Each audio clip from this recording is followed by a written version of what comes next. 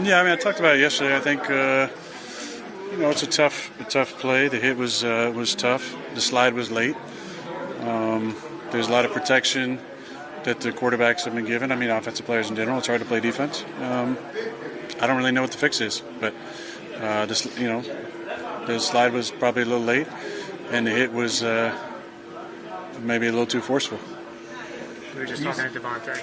Aaron obviously hasn't gone the way you guys had hoped since he came over here. Just how disappointed are you that you did get this chance with him? It just hasn't resulted in wins. This is all right. I mean, that part sucks, but the fact I get to sit next to my best friend in the league every single day is the best. You know, he's a fantastic guy. I hope that there's guys that have watched him go about his business and seen what a professional he is, and taken some of that with them as they move forward in their careers. You know, there's a lot of people whose futures are uncertain. His, just like mine.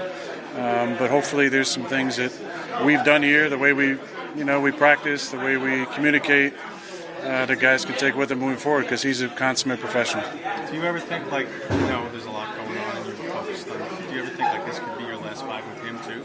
Something like that? Yeah, for sure. I mean, I felt like that back in 21. Kind of knew there was that ahead, and yeah, it's part of it. But him and I are close friends off the field, and we'll be close friends when our time is done playing and when we're both done playing too. And you said yesterday you want to play all 17 games, that's important to you. Can you just expand on why that's important to you when you haven't played in many games? I think in your career it's maybe 3 games that when your team's out of the playoffs. Why would you want to keep doing that? Because that's what you do when you're a professional.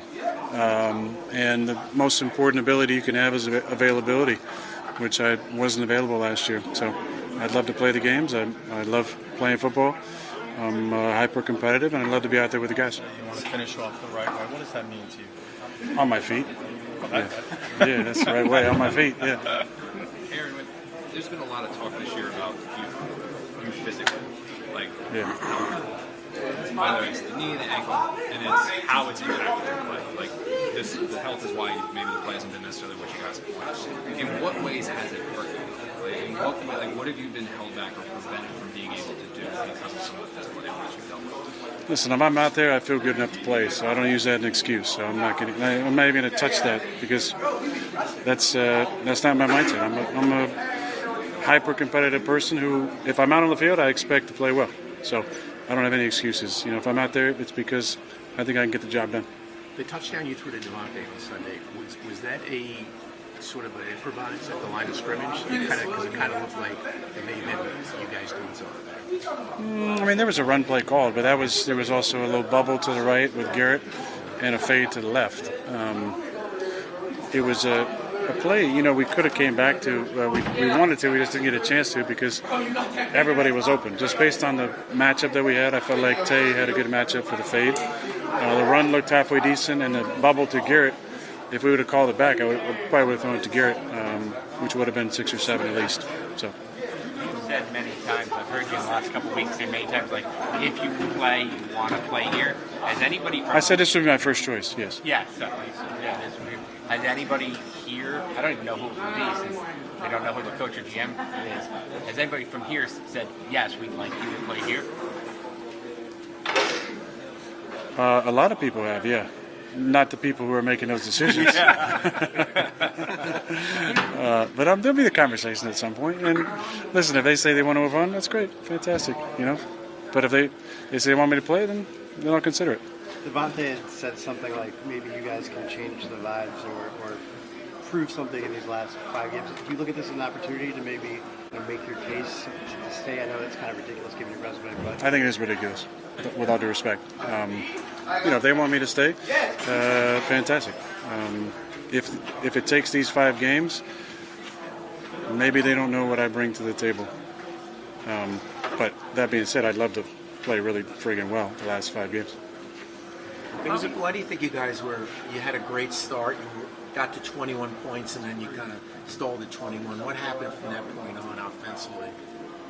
I missed a throw, then I threw a pick 6, and then we just we fumbled in the plus territory. We had a couple, MAs, a couple penalties that hurt us.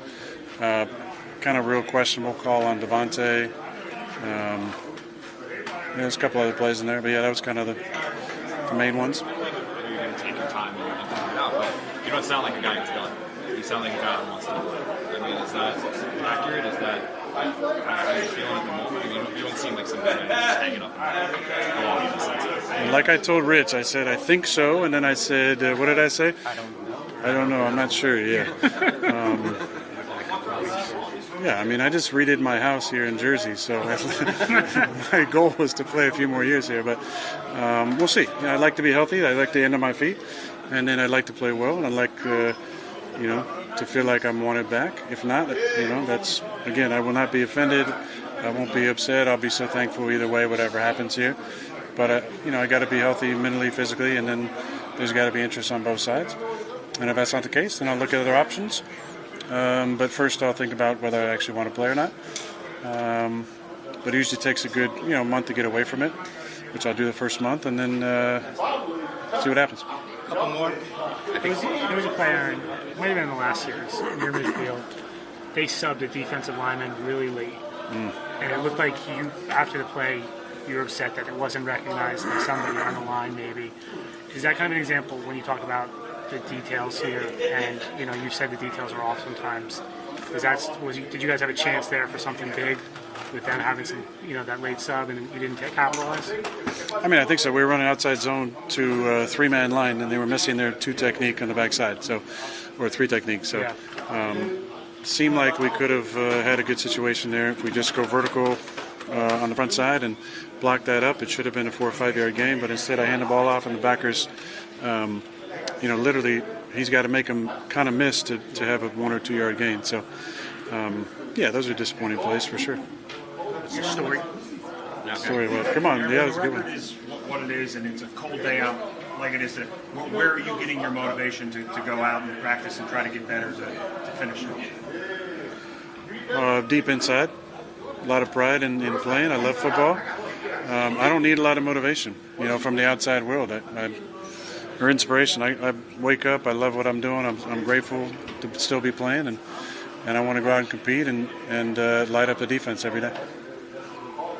Any Netflix recommendations? Mine was going to be a hard-hitting question. What's the story behind the face painting? The Netflix thing. That was the Yawanawe tribe on the last night. Yeah, they painted all of our faces. So I don't know what if there's any special they gave me a meaning. They didn't tell me. But Just looked kind of. yeah. Yeah.